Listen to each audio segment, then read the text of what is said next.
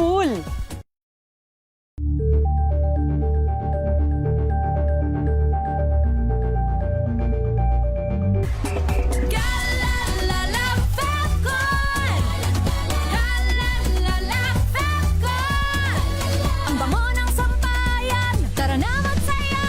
Kalafagton, amoy nakaka-joyful!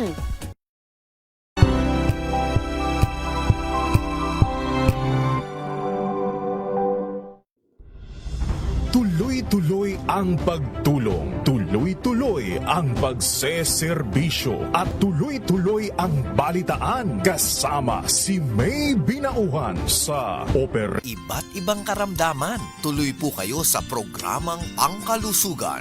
Lunas. Lunas. Lunas. Magandang gabi po Luzon, Visayas at Mindanao. Samahan niyo po kami for 1 hour at pag-usapan po natin ang ating kalusugan. Welcome na po sa programang Lunas sa DZRH at RHTV. Makakasama po Elanie Bensal at ngayong gabing ito sasamahan po tayo live sa studio ng ating naturopathic practitioner, nurse at researcher. Walang iba kung hindi si Sir Arnold Duco. Good evening, Doc. Kumusta? Yes, Lane. Good evening. No? Luzon, Visayas at Mindanao, magandang gabi po. Maganda nga yung topic natin kasi tungkol sa and stage of renal failure. Kasi napakadami nga yung pasyente na ganito. Pero wag kayong munang umalis kasi napakaganda ng guest natin, no? Si Lolo. He's 98 years old. Gumagamit na siya noon ng Inner Power pero last year hindi siya nakapaggamit ng Inner Power. Then itong nangyari sa kanya, naging para siyang na what is this lantang gulay. Lantang gulay, parang na comatose na paralyzed pero hindi naman talagang totally kasi nakakakain pa naman. Then I told my friend na umuwi siya muna, alagaan niya yung lolo niya. Then last year nag-start na mag-deteriorate yung organs niya. Umuwi siya nung February. Then malalaman natin kung anong nangyari kay lolo after na binigyan siya ng Inner Power. Yan po ang pag-usapan natin ngayon. Okay. At syempre, ang programang ito ay hatid nga rin po sa atin ng Inner Power para nga rin po sa may mga katanungan. Bukas po ang kanilang hotline number and Facebook page, Sir Arnold, para sa mga interesado pong mag-avail nito or yung may mga inquiries nga rin po. Yes, yung number ko ay 0951-4822-128. Inulit ko 0951-4822-128. Inulit ko 0951-4822-128. Yung Facebook ko pala, Arnold Duco. Okay. Mamaya, babalikan nga natin yung kwento ni Lolo Tiodi, kung papaano nga po siya natulungan ng Inner Power. Pero ngayon muna, Sir Arnold, pag-usapan po muna natin si KD or Chronic Kidney Disease, kidney problem. Marami na rin nga po sa ating mga kababayan nakakaranas ng problema sa kanilang kidney o sa bato. Kung titingnan nga po natin, kaliwat kanan ng mga dialysis center. So, alamin nga muna natin, Sir Arnold, ano nga po ba yung punot dulo or root cause kung bakit nga po ba nadadagdagan, patuloy na dumarami yung mga may problema sa kidney. By the way, there's an information na ang Pilipinas ay isa sa may pinakamarami na ngayong may problema sa kidney. Tulad ng America, Australia, mga Western countries. Siguro I think the lifestyle of Western countries na nakokopya natin. Compare with other people na like mga Muslim countries, hindi masyado. So, by the way, itatakal natin yung tatlong klase lang na na failure ng kidney, Ito yung cause ng diabetes mellitus. Tapos yung mga food na ini-intake natin. Then itong tinatawag natin na nephrotic syndrome. Usually kasi itong tatlo na ito ang may pinakamaraming cause ng pagkasira ng kidney. So, unahin natin ang diabetes mellitus, no? Usually, number one din talaga yung sisira yung mga kidney because of the diabetes mellitus. So, we have dalawa lang itatakal natin. Dalawang klase lang ng diabetes para short kasi we have mahabang oras. Yung dependent insulin diabetes mellitus and non-dependent insulin diabetes mellitus. So, usually pag dependent insulin ka, hindi masyadong nasisira ang kidney. Bihira talaga na nasisira ang kidney. Mostly of the people na nasisira ang kidney ay itong tinatawag natin na non-dependent insulin diabetes mellitus. Ito yung Which mga means? nagtitake ng mga gamot, ng mga maintenance. No?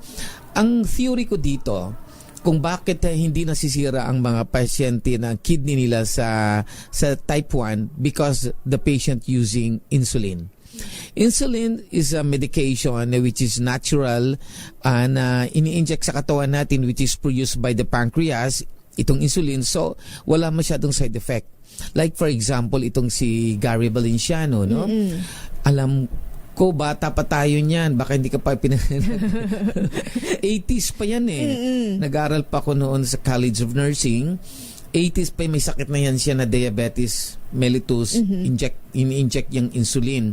Pero ngayon, wala pa ring sakit ang kanyang kidney. Ibig sabihin, hindi siya dinadialysis. Pero those people na na-encounter ko nung panahon na yun na type 2 diabetes mellitus, may mga maintenance drugs. Yes. Kung hindi mga patay, dinadialysis na. In other words, yung point ko dito, mas delikado ang type 2 diabetes mellitus. Number 1 ito sa nangungunang nasisira ang kidney. So sa theory ko, bakit type 2? So this is only my theory, no? Kasi sa totoo lang, wala pang confirmation kung ano talagang cause ng pagkasira ng what is this, ng pancreas not caused by diabetes mellitus. Yung nakalagay sa libro, those are only predisposing factors and only a theory din. So wala pa talagang solid na ang dahilan kung bakit nasira ang ating kidney at nasira yung ating pancreas that cause ng diabetes mellitus. Pero for me, kung bakit mas nasisira ang kidney pag nagmi-maintenance ka. Because these are the drugs. So itong drugs na ini-intake natin, be careful kasi chemicals ito. So, like for example, may mga ibang generic tulad ng metformin. It can cause lactic acidosis. It can produce acidity. Tataas po ang acid level ng katawan natin kung gagamit ka nito. At ang vitamin B nito, nagkakaroon destruction. So, merong pananggalang dyan ngayon. No? Doctor give sodium bicarbonate to neutralize the acid content of the body para hindi magkaroon ng lactic acidosis that cause destruction of the kidney. But for me, very questionable din itong sodium bicarbonate. Kasi sa observation ko, I have a lot of patient na lalong lumalala once nabigyan siya ng gamot na sodium bicarbonate. By the way, ang sodium bicarbonate ay nabibili yan po ang ginagamit sa paggawa ng mga cake o yung mga ibang pastries, yung paggawa ng mga pancit, no? Pagbuo ng pancit, even sa sa mga kung anong mga pasta yung ginagamit na yan because that is alkaline. So once na ginamit natin, man-neutralize yung acid sa stomach. But the big question of these chemicals, once na pumasok kasi ito sa stomach natin, it will become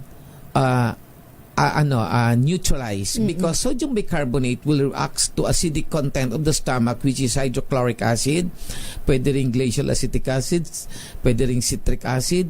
So pag pumasok dyan sa loob ng tiyan natin, ma-neutralize automatically yung sodium bicarb. So the sodium carb will react to hydrochloric acid to produce sodium chloride.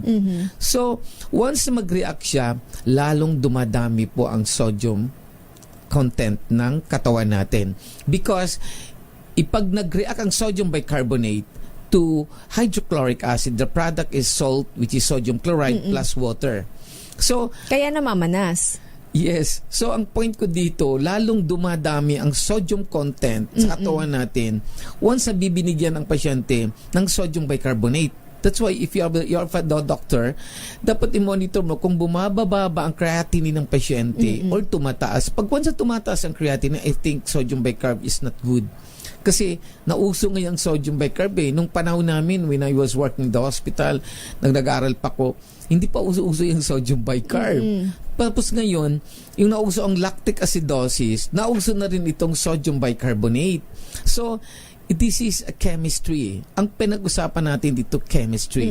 So, ang ibig ko sabihin, once na ang alkaline solution with sodium bicarbonate and hydrochloric acid or any acid inside the stomach will react, it will result of salt, sodium chloride and water. So, pag pumasok sa stream ng katawan natin, sa sistema ng katawan natin, dadami po ang sodium chloride. Pupunta to doon sa nephron, sa kidney, lalong madadamage ang kidney. So, para sa akin, that is very, very questionable.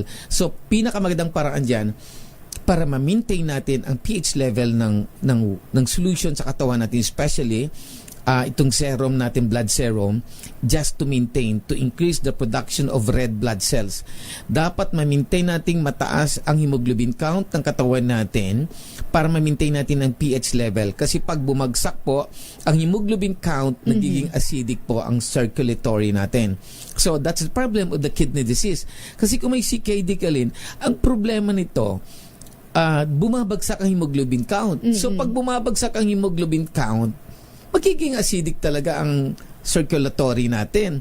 Pero don't worry, some of the doctors bibigyan naman yan ng erythropoietin, yung the hormones that stimulate the production of red blood cells or hemoglobin inside the body. Okay. Pero, Sir Arnold, ibig sabihin, kapag nga rin po hindi nagiging stable yung ating blood sugar level at mas tumataas nga rin po yung intake natin sa sodium, yun yung mga contributing factor kung bakit nasisira yung kidney. Exactly. The food that we intake, no, hindi lang yan.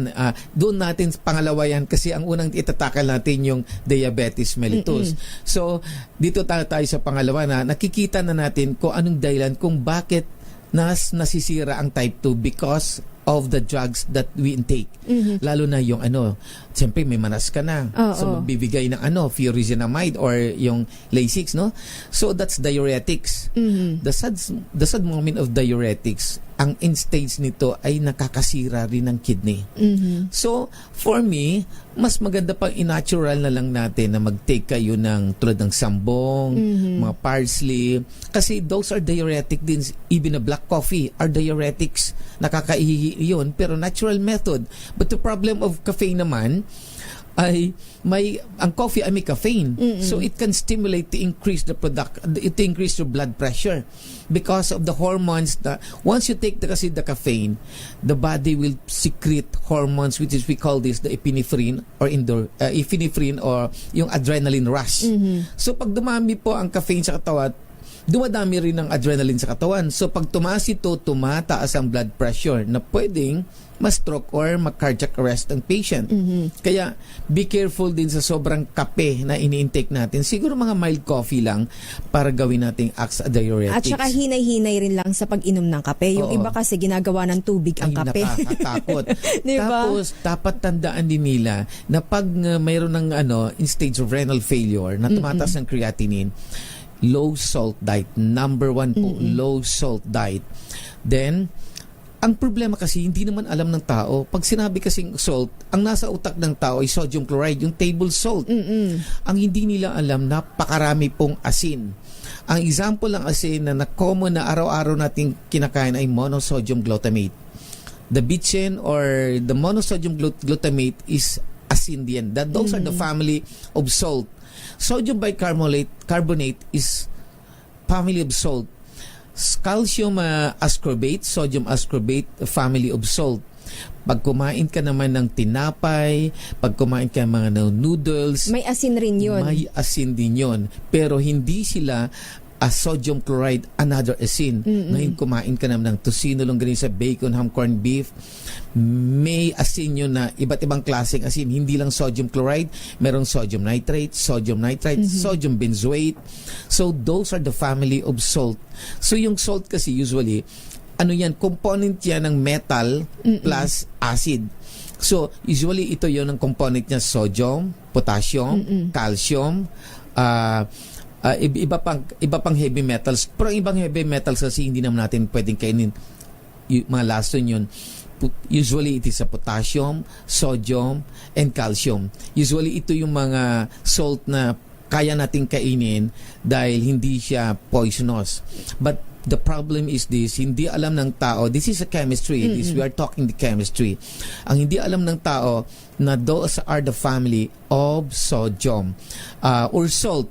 By the way, para malaman ng mga tao, we back to chemistry, para makapag-produce ng isang salt, dapat it is a combination of hydroxide, for example, calcium hydroxide, sodium hydroxide, plus acid.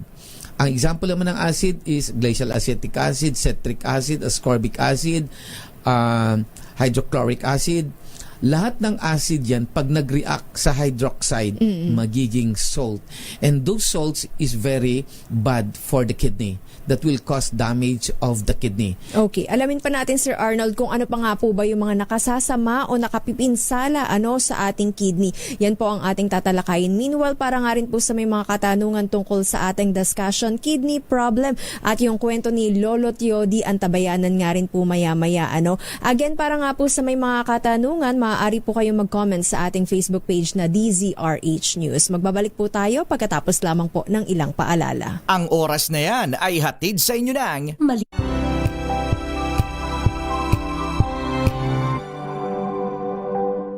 Maulan man, no worries na amoy kulong ang damit. Charm Fabcon, bangong pumakabloom, tanggal amoy kulong sa bango ng charm. Kaya gamit ko, Charm Fabcon with Bloom Fresh technology. Kills 99.9% of kulob-causing bacteria. May aroma burst pa of thousands of flowers and berries. Ang sampay sa loob, no amoy kulob. Bangong pumakabloom sa charm. Charm Fabcon. ACS.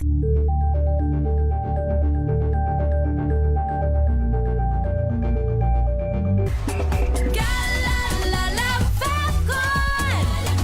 Galalala Fabcon. Ang bango ng sampayan, tara na magsayawan. Calefabcon, amoy nakaka-joyful.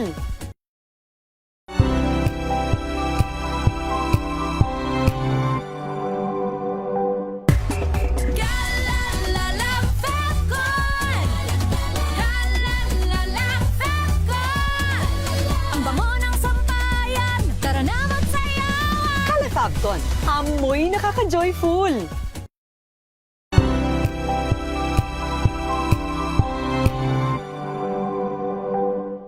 Maagang balitaan, maagang usapan sa mga issue at balita kasama si Kuya Angelo Palmones sa Magandang Umaga Pilipinas mula Lunes hanggang Biyernes.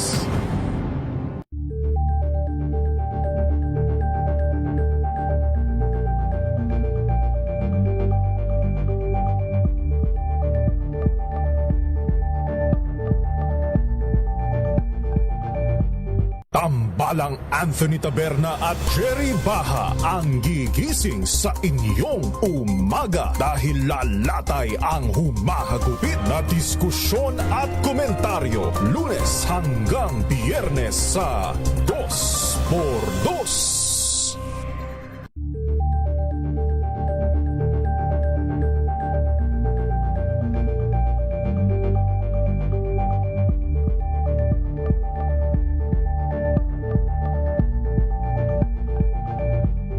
Alamin ang mga maiinit na isyung pambayan, mga balitang kailangan mong malaman, usapin sa pamahalaan, politika, ekonomiya at kabuhayan. Ito ang mga dapat mong malaman, pakialaman at pag-uusapan dahil kayo ang tinig ng mamamayan dito sa Damdaming Bayan.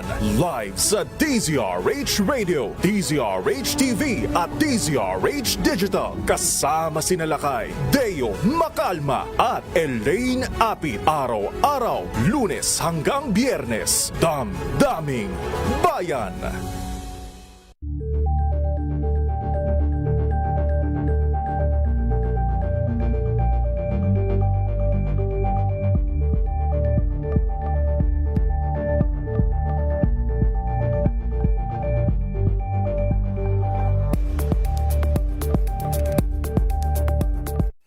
Mga balitang gigising sa inyong umaga, mga Mga balitang kailangan mong malaman. Mapapakinggan sa ACS Balita sa 2x2. Kasama sina Anthony Taberna at Jerry Baha. Lunes hanggang Biyernes.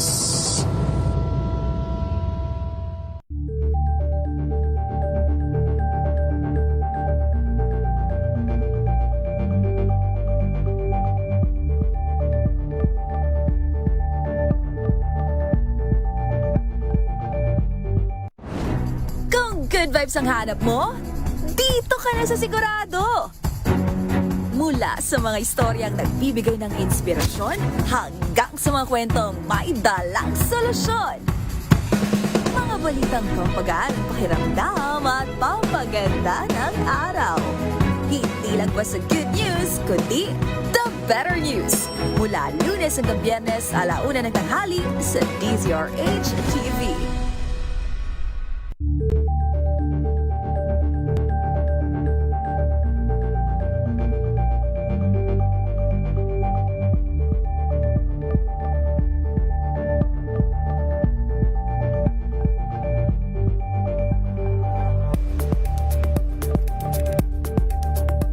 Ito ay bunsod ng naitalang 17 individual na ang kanilang naaresto. Ng Metro Manila Development Authority o MMDA ang No Contact Apprehension Policy o NCAP sa Metro Manila. Sa ang ilang mga dokumento ay peke.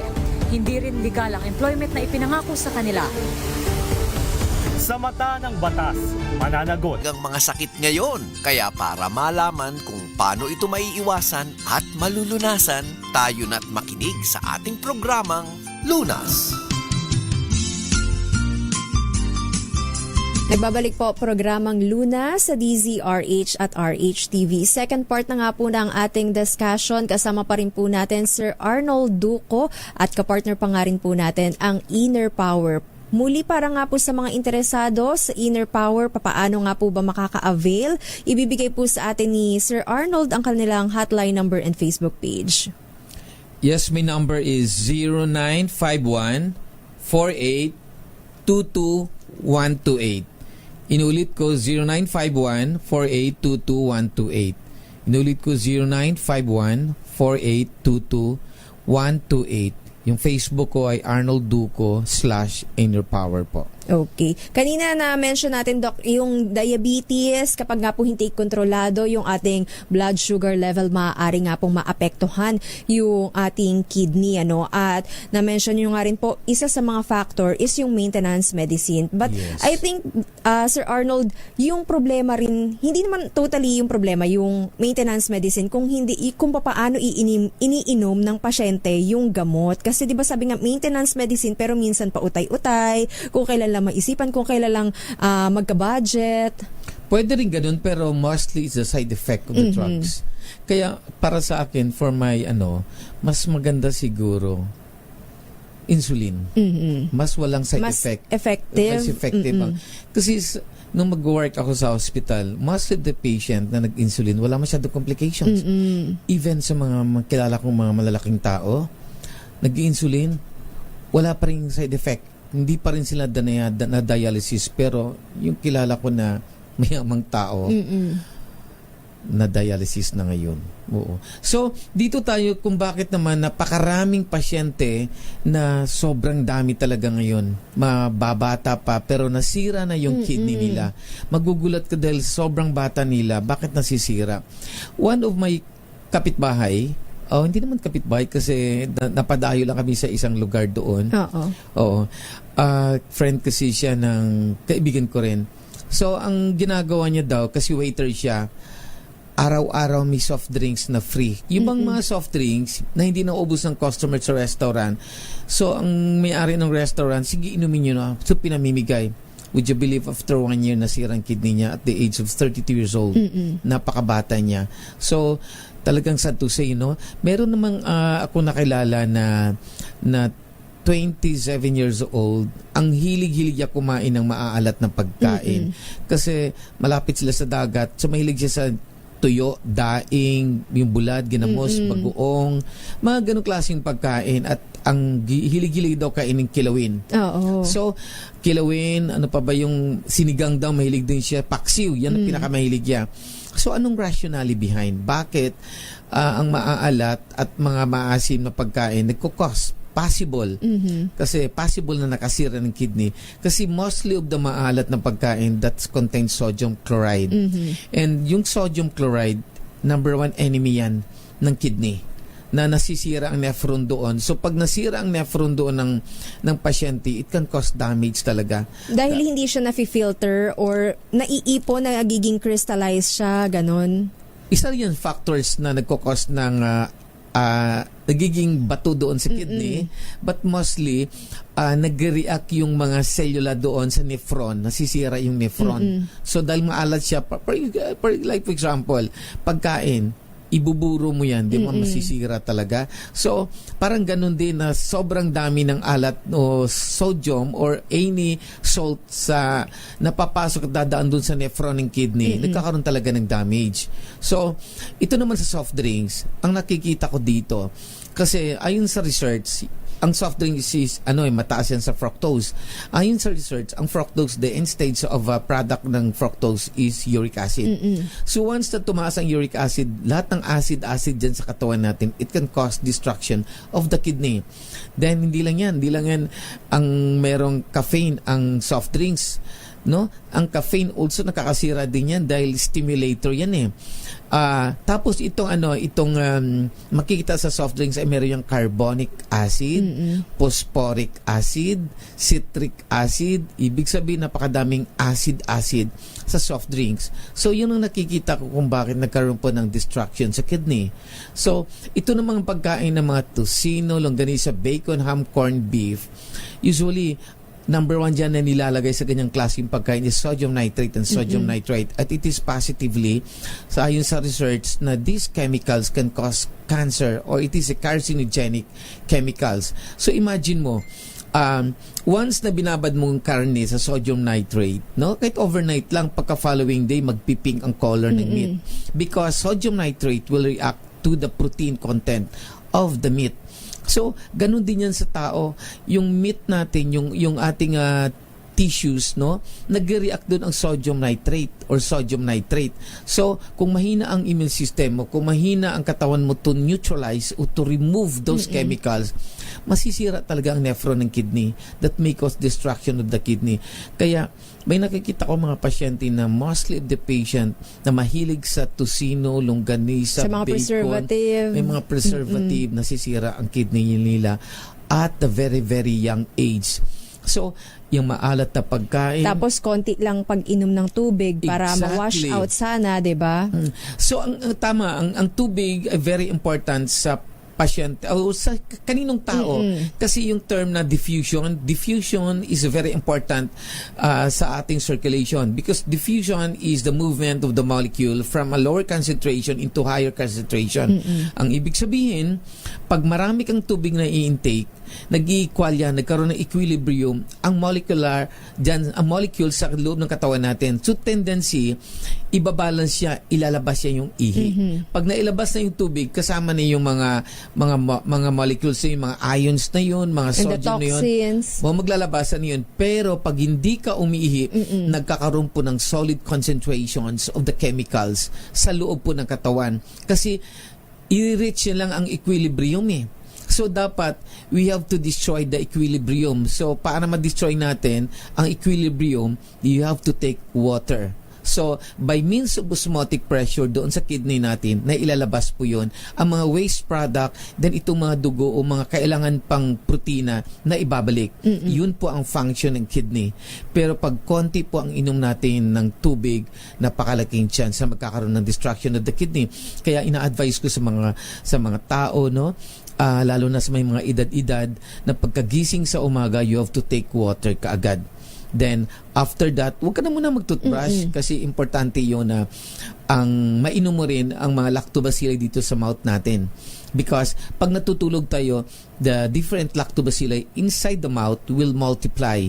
So, pag nag-multiply ito at uminom tayo ng tubig, mapasok yun sa ano natin, sa digestive tract. So, yung digestive tract natin, o GUT natin, sila yung responsible doon. Pag healthy pang kinain mo, dadami yung good bacteria. So, once na gusto mong dumami ang good bacteria mo, kumain ka ng mga prebiotics. So, ano bang mga prebiotics? Yung bawang, sibuyas, beetroots, honey, muscovado sugar, mga prutas, yan ang nagpaparami po ng good bacteria sa stomach natin. So ano po, pag yan ang kinain natin, dumadami ang good bacteria. Pero pag kumain po tayo ng mga tocino, longganisa, bacon, ham, corned beef, namamatay po ang mga good bacteria sa stomach natin, even bad bacteria, namamatay po. That's why pag namatay itong mga bacteria sa stomach natin, there will be imbalance dito sa digestion because those bacteria, like lactobacilli, produces enzymes. And those enzymes are responsible to digest the food into a simplest form. No, gigilingin niya yun para ma-absorb ng katawan natin, especially mga vitamins, mga protein and carbohydrates. Pero, pag wala po tayong good bacteria, hindi po nadadigest, na ilalabas po ng katawan natin. That's why dyan po mangyari ang deficiency, no? Magkaroon ka ng mga deficit, mga vitamins, mga nutrients, and minerals.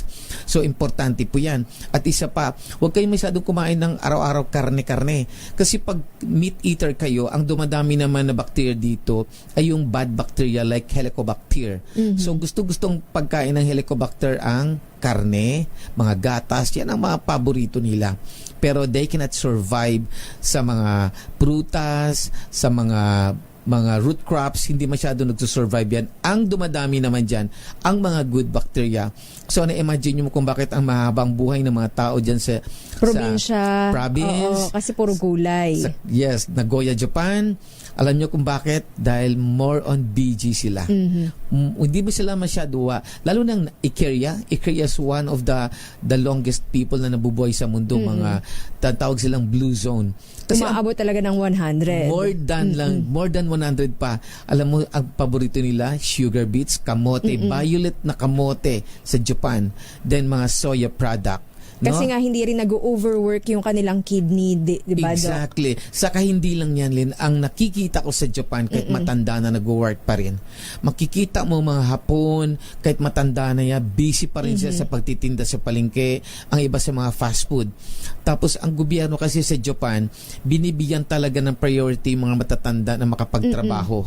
That's why, napakahaba po ang buhay ng mga matatanda. Dahil once you exert your energy, yan lang po ang tanging paraan so that the body will produce steroids and hormones. Very important po sa katawan natin to produce steroids and hormones. Sa anong paraan? Exposure to sunlight, then exercise, movement of the muscles, no, exerting energy. So pag patulog-tulog ka na, hindi po nagpo-produce ang katawan ng hormones and steroids. So mas nangangalawang, kumbaga. Parang nangangalawang ganun. So once that will happen, magkaroon na ng deterioration ang organs natin. Manghihina dahil wala ng steroids, wala ng mga hormones, hanggang magkaroon ng failure yung mga organs natin. Nagde-deteriorate na unti-unti nang nasisira at nawawalan ng silbi, kumbaga, no, Yes. Sir Arnold. Hanggang mamamatay na yung pasyente. Ngayon, aalamin naman natin sa ating pagbabalik kung ano nga po ba ang sikreto ni Lolo Tiodi para umabot ng 98 years old. Yan po ang ating antabayanan dito pa rin po sa programang Luna sa DZRH at RHTV.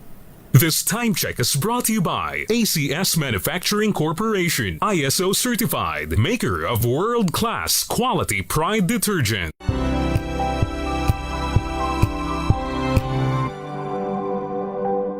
Hello, Washi! Laundry day na naman! Yay! Anong meron? Mancha ng chocolate, putik, may libag pa!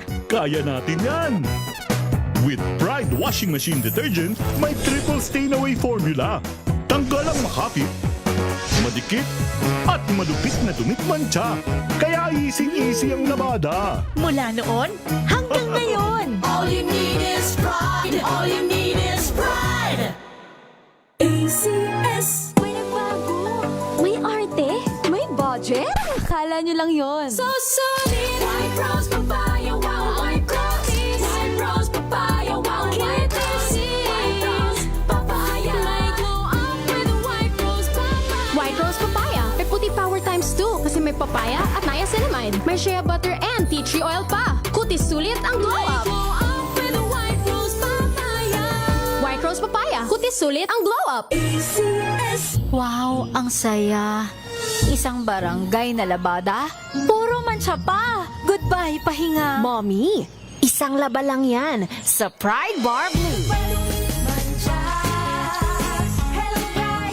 May powerful stain-away enzymes na malupit sa dunit mancha. At di masakit sa kamay. Isang laba lang yan. Hello, pahinga. Hello, Pride Bar Blue. ACS.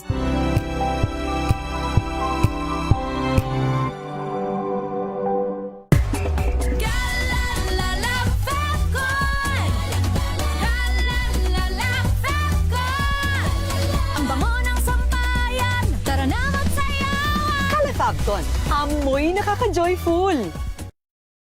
Tinesting, sinuri, siniyasan. Ang resulta? Super effective ang Shield sa pagpatay ng bakterya at virus. Shield Antibacterial Soap. Believe ang mga eksperto sa Philippine Nurses Association. At si Mami. Tiwala ako sa Shield. Shield Antibacterial Soap. Napatunayang mabisa. Ang mga nurse, tiwala. ACS.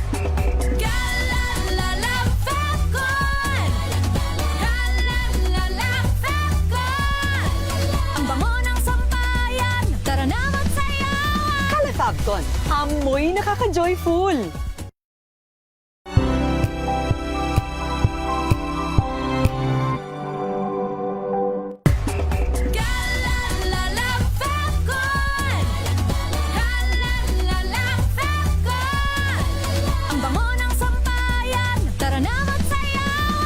Calefabcon, amoy nakaka-joyful.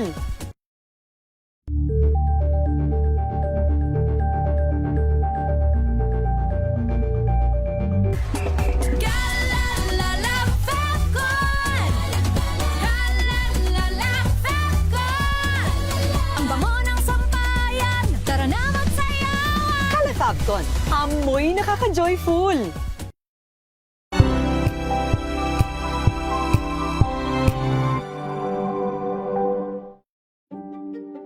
Buklatin ang mga pahina. Pakinggan ang boses ng lipunan. Tunghayan ang mga issue mula sa ibang katayuan. Nakakalungkot kasi deserve ba namin ng ganito? Na hindi nila alam kung ano talaga yung kanilang mga karapatan. Yung gobyerno, tinulungan nila yung kanilang magsasaka. Pinapatahimik tayong lahat using various laws. Through education, kayang-kaya nating baguhin yung ganitong klaseng pag-iisip. Isang kwento, iba't ibang anggulo. Dito, sa Ang palatuntunang pangkalusugan, Lunas. Lunas.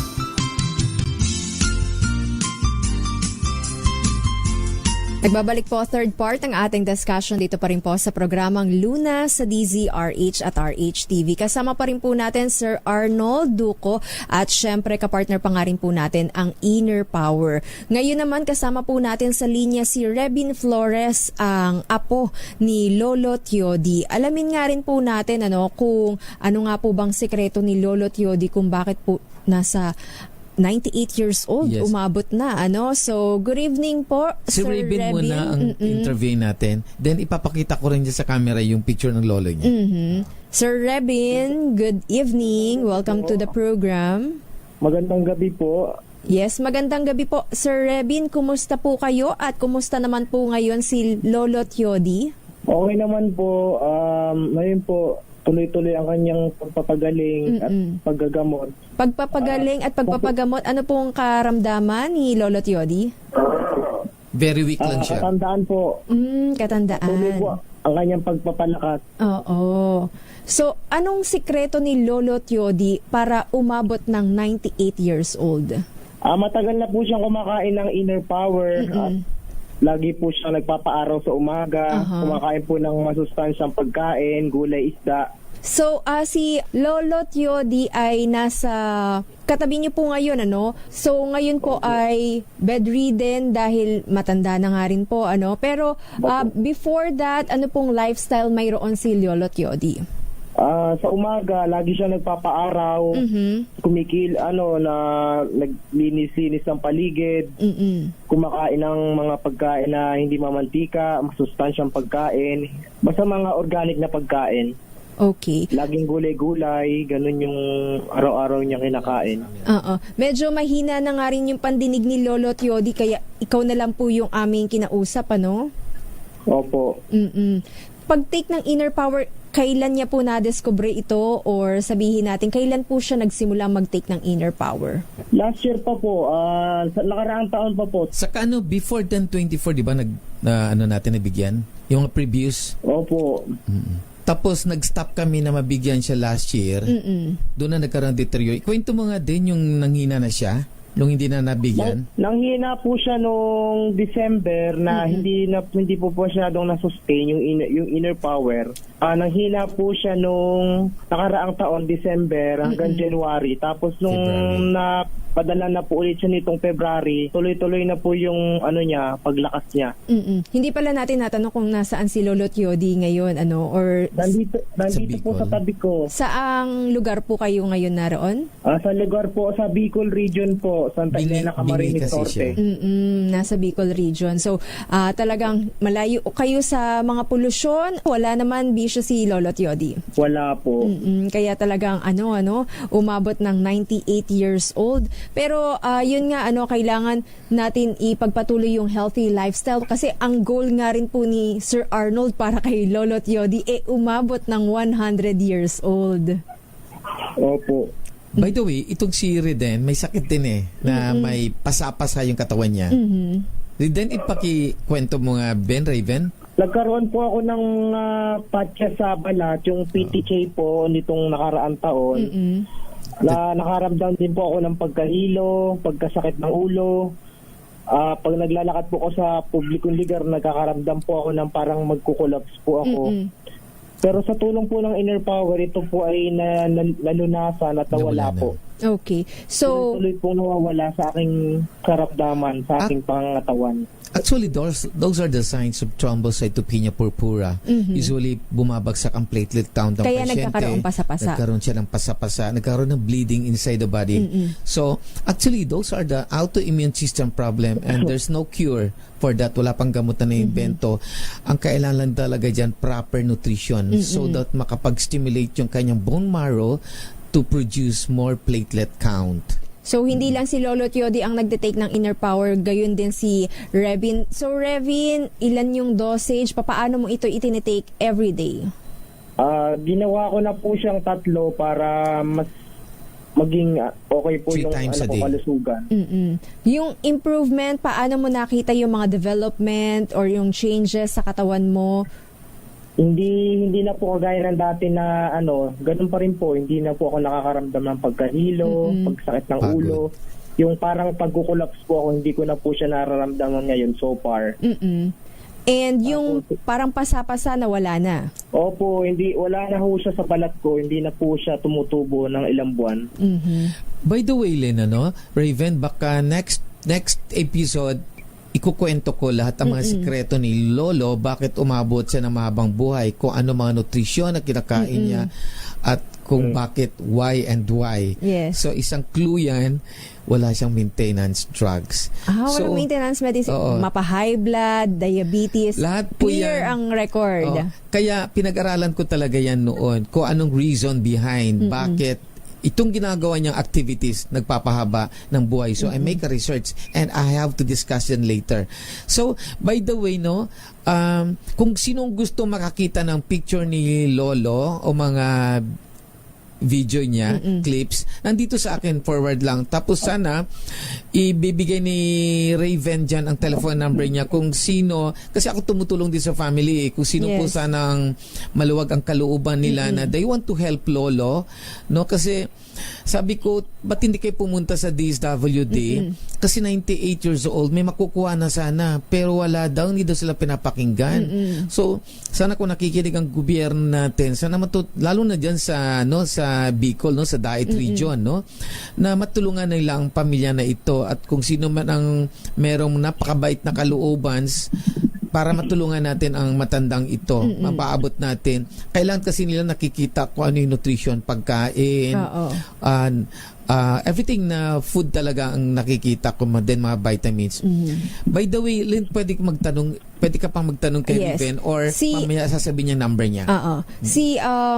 To Lolo Yodi, gaano naman karami yung pag-take ng kanyang inner power, ano? Kung si Rebin Flores mas bata kay Lolo, 3 kutsara, tama? Opo, 3 kutsara po. Para kay Lolo Yodi, gaano karami? Sa lolo ko po 4. 4. So, wala naman tayo dito overdosage, no, Sir Arnold? Actually, ang inner power is not a medicine, it's not a drug. Wala pong overdosage kasi ang principle behind the inner power, the more you take a lot, the better. Kung marami kang makain, mas maganda. Kaya nga sa mga pasyente na may dengue, may cancer na kinikemo, pinapa-megadose namin. Lalo sa mga COVID patient, no, pinapa-10 kutsara namin a day para makapag-negative ka agad ang result ng COVID. Pneumonia, 6 tablespoons po ng pneumonia para mahabol natin. Ang pagtaas ng immune system, actually, it is only 14 hours to mature the blood cells. So, kung maaabutan mo ang 14 hours to 24 hours na may pneumonia ka, survive ka na yan. Kasi, ang blood cells natin, it will mature only 14 hours. Parang ganon. Yung mobility or yung paggalaw ni Lolo Yodi, kumusta naman ngayon? Ano? Kasi sabi nga natin nang bedridden siya. Talagang bedridden noon. Rebin? Hindi na, sa ngayon po, hindi na ho kagaya ng dati na papalitan ko po siya ng damit na itataas niya na po ang kanyang mga kamay, ang kanyang mga paa po ay na kumakain na siya, diba? Nagagalaw na niya. Ayan po yung mga improvement. Tapos, hindi na po laging nakakaramdam siya ng numbness, ng alay. Tapos, normal na po siyang kausap. Malakas na po siyang kausap. Hindi na po kagaya ng mga nakaraan taon na mahina po siya. Pwede ba namin marinig kahit isang magandang gabi lang mula kay Lolo Yodi? Rebin? Oo. Good evening. Lolo Yodi? Nagsalita ka. Baka natutulog pa. Magandang gabi. Magandang gabi. Lakas. Magandang gabi po. Sa inyo. Magandang gabi po. Sabi mo. Bingi kasi siya. Kailangan sigawan mo pa. Huwag na natin sigawan. Magandang gabi po muli, Lolo Yodi and Sir Rebin. Ipagpatuloy nga rin naman po natin ang healthy lifestyle, para nga po mapanatili nating maganda yung ating kalusugan at syempre umabot pa talaga sa 100 si Lolo Yodi. Yes, Raven, Sir Arnold. Pwedeng paki-air mo yung telephone number mo? Baka may mga mababait na gustong tumulong kay Lolo. Telephone number mo. Cellphone number. Sasabihin ko po. Oo, bagitin mo. Baka may ito po yung number ko, 0956-155-1994. Ulitin mo isa pa. 0956-155-1994. Yes, kasi baka merong makapagbigay ng awa sa family. Tulong. No? Tulong. O yung gobyerno natin nakikinig dyan sa DAET para mabigyan nila ng actually pinirmahan ng presidente yan para ma-release at the age of 16, 80. Ng parang financial assistance. Yung incentive natin para sa mga elderly. Anyway, maraming salamat Rebin Flores sa pag-share nga po ng inyong story ni Lolo Yodi. And ingat always. So alam mo, Lane, dito sa conclusion ko, I don't believe, kasi nung kabataan ko, once na magkaroon ng deterioration ng mga organs na matatanda, sign niya na mamamatay na siya lang. Nung bata ako, sabi nanghihina na si lola nyo, mamamatay na yan. Nahihina na si lolo mo, mamamatay. Hintay na lang mamamatay. So, I break that principle. No? Hindi ako naniniwala sa ngayon. May magagawa at magagawa pa pala tayo. Kaya nga, pinilit ko noon si Raven na umuwi ka na. Kasi sabi niya, inaantay na lang daw mamatay. That's the decision that the family na intay na lang. Nagpe-prepare na. Actually, nakapag-prepare na yun ng damit na pang-barong, pang-burol. Sabi ko, no, umuwi ka. Para mabigyan ng Oo, assistance mabigyan din. ng assistance Oo. din, i-manage natin kasi I want to break the principle na pag matanda na ng mga 80 plus at nanghihina yan, tuloy-tuloy na yung mamamatay. In other words, by caring and giving a proper nutrition to the patient, makaka-recover pa pala tayo at pwede pang lumakas. Pwede pang humaba yung ating buhay. Ayan. So, proper nutrition. Yes. Alamin pa nga natin, Sir Arnold, ano pa nga bang magagawa ng inner power at component nito sa ating pagbabalik dito pa rin po sa programang Luna sa DZRH at RH-TV.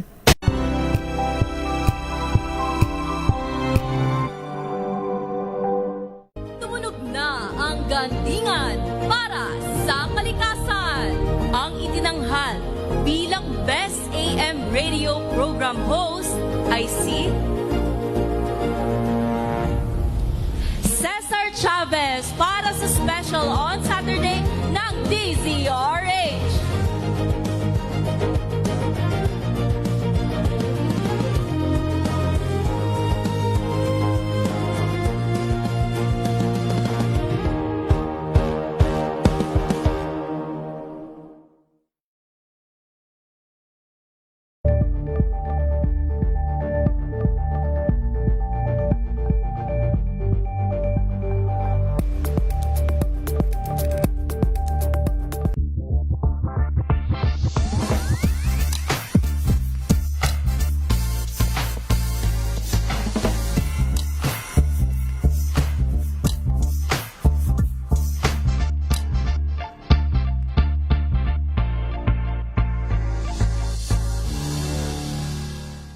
For me po, sobra po kasi marami po siyang nadulot sa life ko ngayon. Katulad po niya, nagkaroon po ako ng opportunity na makapasok sa national team na hindi ko naman po inakala nung bata.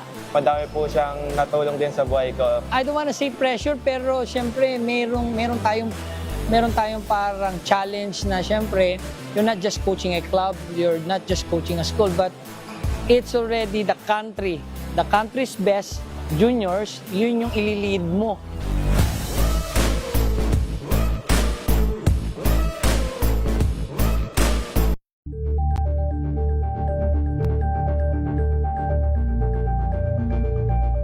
Abangan this Saturday.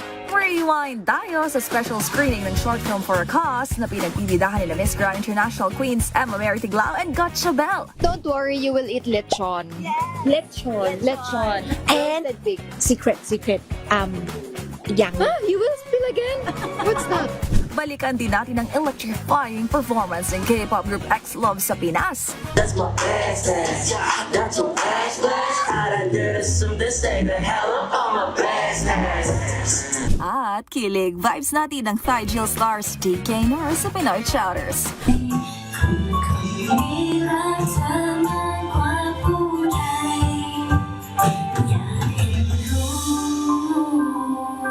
Alas 12 ng tanghali, dito lang sa DZRH TV.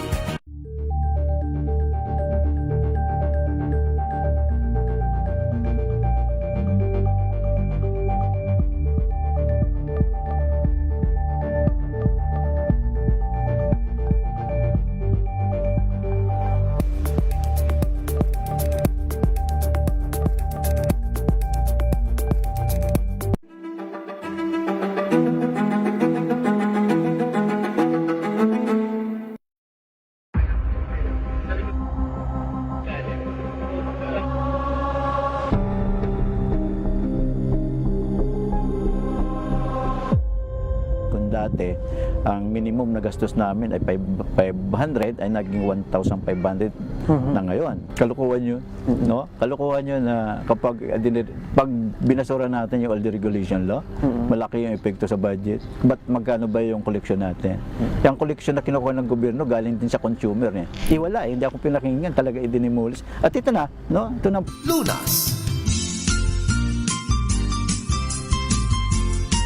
Nagbabalik po last part ng ating discussion dito pa rin po sa programang Luna sa DZRH at RH-TV. Kasama pa rin po natin Sir Arnold Duco at alamin nga rin po natin yung last reason kung bakit nga po ba nasisira yung ating kidney. So, we tackle na tatlong main ng pagkasira ng kidney, diabetes mellitus, mga pagkain na kinakain natin, mga nakakasira din ng kidney. Then itong nephrotic syndrome, no? Actually, itong nephrotic syndrome, nag-viral ako nito Kasi may pasyente dito na nakita ko sa KIMGS na sabi niya 2 years na siyang ginagamot but nothing happened. So dahil nothing happened, sabi niya noon sa KIMGS kahit mag-December mamatay siya, tanggapin niya na. So I called GMA, then nabigyan namin ng Inner Power. Would you believe 2 weeks lang? No?